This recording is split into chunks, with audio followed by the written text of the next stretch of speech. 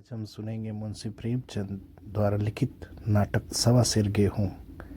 एक किसान था जो किसी भी प्रकार से आग पीछे नहीं रखता था और अपने काम से काम रखता था। दोस्तों, तो ध्यान से सुनिएगा। सो रहा, किंतु जब कोई अतिथि द्वार पर आ जाता था तो उसे इस निवृत्ति मार्ग का त्याग करना पड़ता था। विशेषकर जब साधु महात्मा पदार्पण करते थे तो उसे अनिवार्यतः सांसारिकता की शरण लेनी पड़ती थी। खुद भूखा सो सकता था, पर साधु को कैसे भूखा सुलाता, भगवान के भक्त जो ठहरे। एक दिन संध्या समय एक महात्मा ने आकर उसके द्वार पर डेरा जमाया। तेजस्वी मूर्ति थी, पीतांबर गले में, जटा सिर पर, पीतल का कमंडल हाथ में, खड़ाऊओं पैर में, ऐनक आंखों पर, संपूर्ण वेश उन महात्माओं का सा था जो रईसों के प्रासादों में तपस्या, हवा घाड़ियों पर देवस्थानों की परिक्रमा और योग सिद्धि प्राप्त करने के लिए रुचिकर भोजन करते हैं। घर में जौ का आटा था, वह उन्हें कैसे खिलाता।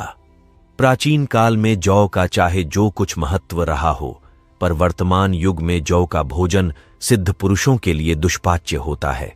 बड़ी चिंता हुई, महात्मा जी को क्या खिलाऊं।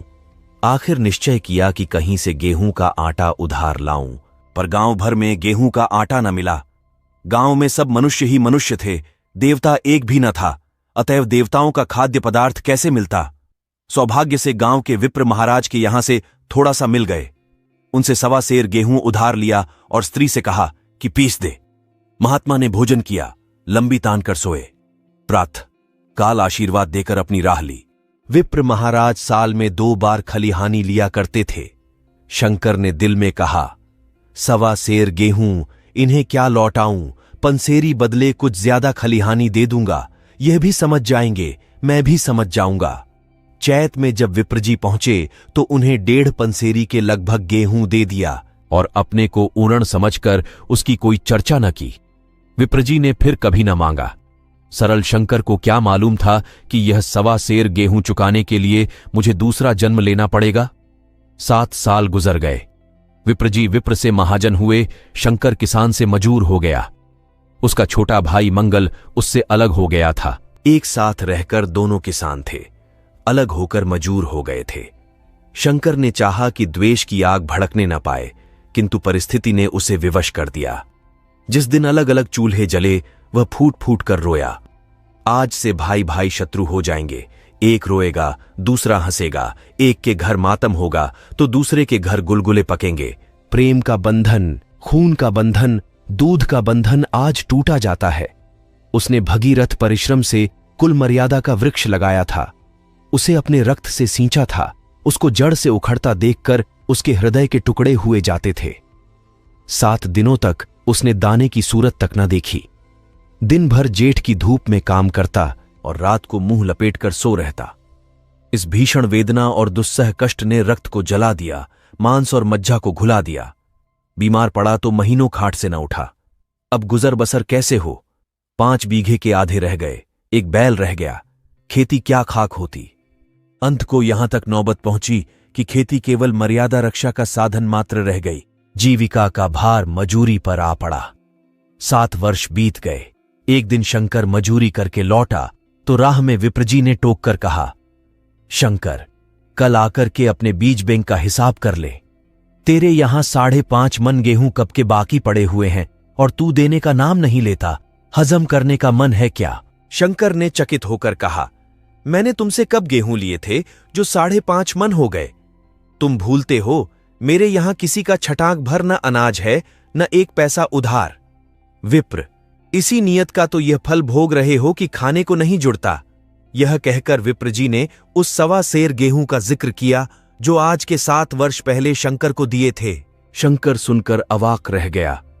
ईश्वर, मैंने इन्हें कितनी बार खलिहानी दी, इन्होंने मेरा कौन सा काम किया। जब पोथी पत्र देखने, साइत सगुन विचारने द्वार पर आते थे, कुछ न कुछ दक्षिणा ले ही जाते थे। इतना स्वार्थ, सवा सेर अनाज को अंडे की भांति सेकर आज यह पिशाच खड़ा कर दिया जो मुझे निगल जाएगा। इतने दिनों में एक बार भी कह देते तो मैं गेहूं तौल कर दे देता। क्या इसी नियत से चुप साध बैठे रहे। बोला, महाराज, नाम लेकर तो मैंने उतना अनाज नहीं दिया, पर कई बार खलिहानों में सेर 2-2 सेर दिया है। अब आप आज 5.5 मन मांगते हैं, मैं कहां से दूंगा? विप्र, लेखा जौ, बख्शीश 100। तुमने जो कुछ दिया होगा उसका कोई हिसाब नहीं, चाहे 1 की जगह 4 पसेरी दे दो। तुम्हारे नाम बही में 5.5 मन लिखा हुआ है, जिससे चाहे हिसाब लगवा लो। दे दो तो तुम्हारा नाम छेक दूं, नहीं तो और भी बढ़ता रहेगा। शंकर, पांडे, क्यों एक गरीब को सताते हो? मेरे खाने का ठिकाना नहीं। इतना गेहूं किसके घर से लाऊंगा? विप्र, जिसके घर से चाहे लाओ, मैं छटाक भर भी न छोड़ूंगा। यहां न दोगे, भगवान के घर तो दोगे। शंकर कांप उठा। हम पढ़े लिखे आदमी होते तो कह देते, अच्छी बात है, ईश्वर के घर ही देंगे। वहां की तौल यहां से कुछ बड़ी तो न होगी। कम से कम इसका कोई प्रमाण हमारे पास नहीं, फिर उसकी क्या चिंता? किंतु शंकर इतना तार्किक, इतना व्यवहार चतुर न था। एक तो आण वह भी ब्राह्मण का बही में नाम रह गया तो सीधे नरक में जाऊंगा। इस ख्याल ही से उसे रोमांच हो गया। बोला, महाराज, तुम्हारा जितना होगा यहीं दूंगा। ईश्वर के यहां क्यों दूं? इस जन्म में तो ठोकर खा ही रहा हूं, उस जन्म के लिए क्यों कांटे बोऊं? मगर यह कोई न्याव नहीं है। तुमने राई का पर्वत बना दिया। ब्राह्मण हो के तुम्हें ऐसा नहीं करना चाहिए था। उसी घड़ी तगादा करके ले लिया होता तो आज मेरे सिर पर इतना बड़ा बोझ क्यों पड़ता? मैं तो दे दूंगा, लेकिन तुम्हें भगवान के यहां जवाब देना पड़ेगा। विप्र, वहां का डर तुम्हें होगा, मुझे क्यों होने लगा? वहां तो सब अपने ही भाई बंधु हैं। ऋषि मुनि सब तो ब्राह्मण ही हैं, देवता ब्राह्मण हैं। जो कुछ बने बिगड़ेगी संभाल लेंगे। तो कब देते हो? शंकर, मेरे पास रखा तो है नहीं, किसी से मांग जौच कर लाऊंगा, तभी न दूंगा। विप्र, मैं यह न मानूंगा। 7 साल हो गए, अब एक दिन का भी मुलाहिजा न करूंगा। गेहूं नहीं दे सकते तो दस्तावेज लिख दो। शंकर, मुझे तो देना है, चाहे गेहूं लो चाहे दस्तावेज लिखाओ। किस हिसाब से दाम रखोगे? विप्र, बाजार भाव 5 सेर का है, तुम्हें 5.25 सेर का काट दूंगा। शंकर, जब दे ही रहा हूं तो बाजार भाव काटूंगा, पांव भर छुड़ाकर क्यों दोषी बनूं? हिसाब लगाया तो गेहूं के दाम 60 हुए। 60 का दस्तावेज लिखा गया। 3 सैकड़े सूद। साल भर में न देने पर सूद की दर 2.5 रुपये सैकड़े। 8 आने का स्टैंप, 4 आने दस्तावेज की तहरीर शंकर को ऊपर से देनी पड़ी। गांव भर ने विप्रजी की निंदा की, लेकिन मुंह पर नहीं। महाजन से सभी का काम पड़ता है, उसके मुंह कौन आए? शंकर ने साल भर तक कठिन तपस्या की। मियाद के पहले रुपये अदा करने का उसने व्रत सा कर लिया। दोपहर को पहले भी चूल्हा न जलता था, चबैने पर बसर होती थी, अब वह भी बंद हुआ। केवल लड़के के लिए रात को रोटियां रख दी जाती। पैसे रोज का तंबाकू पी जाता था। यही एक व्यसन था जिसका वह कभी न त्याग कर सका था। अब वह व्यसन भी इस कठिन व्रत की भेंट हो गया। उसने चिलम पटक दी, हुक्का तोड़ दिया और तमाकू की हांडी चूर चूर कर डाली। कपड़े पहले भी त्याग की चरम सीमा तक पहुंच चुके थे, अब वह प्रकृति की न्यूनतम रेखाओं में आबद्ध हो गए। शिशिर की अस्थिबेधक शीत को उसने आग ताप कर काट दिया। इस संकल्प का फल आशा से बढ़कर निकला।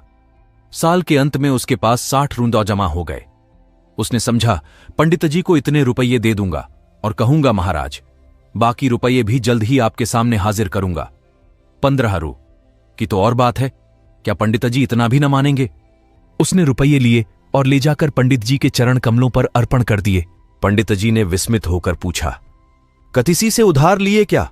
शंकर, नहीं महाराज, आपके असीस से अब की मजूरी अच्छी मिली। विप्र, लेकिन यह तो 60 रुपये ही हैं।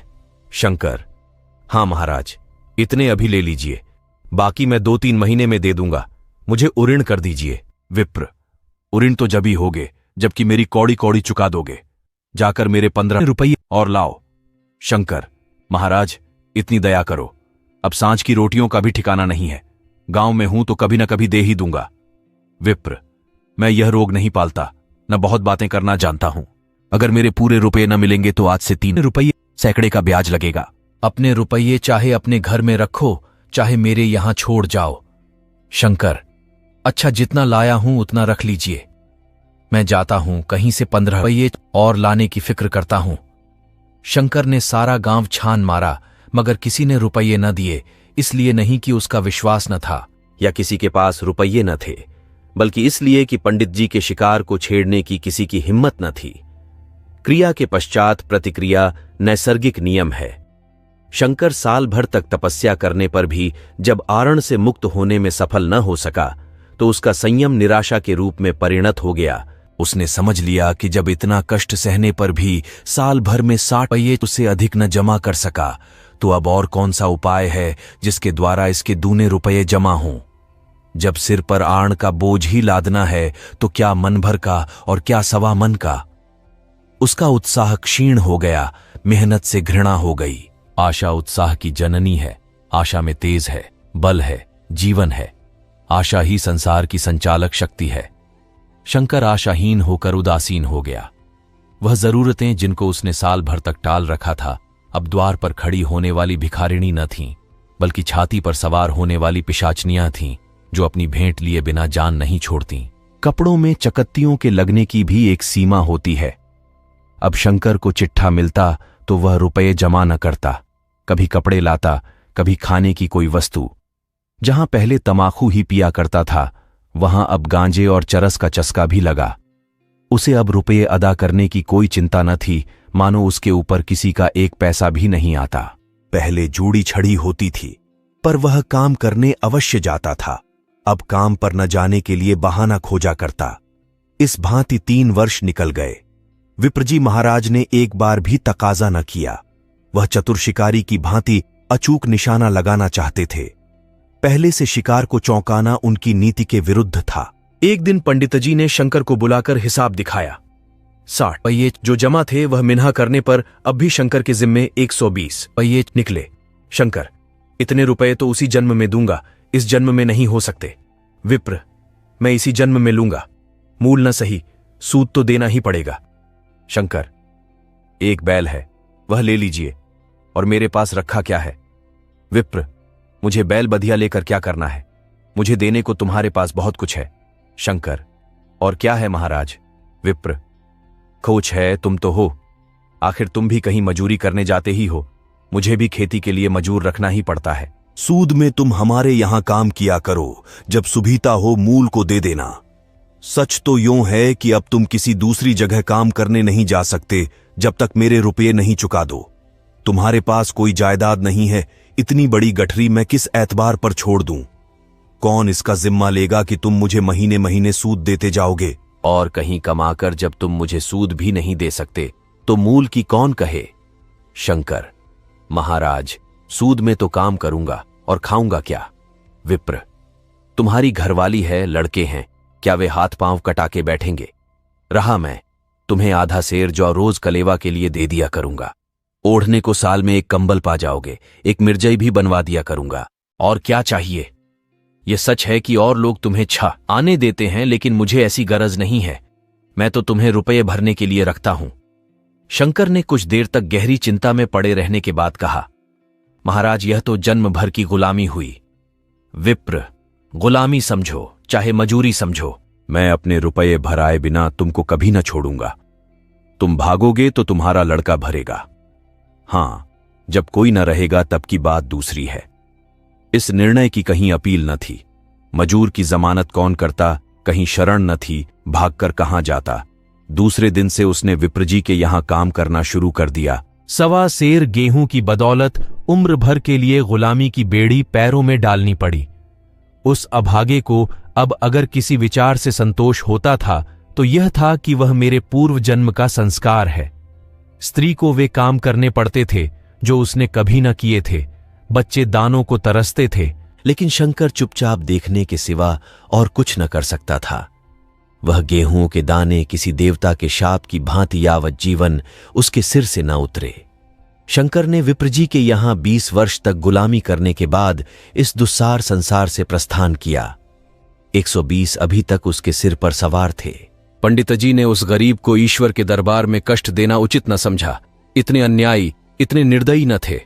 उसके जवान बेटे की गर्दन पकड़ी। आज तक वह विप्रजी के यहां काम करता है। उसका उद्धार कब होगा? होगा भी या नहीं, ईश्वर ही जाने। पाठक, इस वृत्तांत को कपोल कल्पित न समझिए, यह सत्य घटना है। ऐसे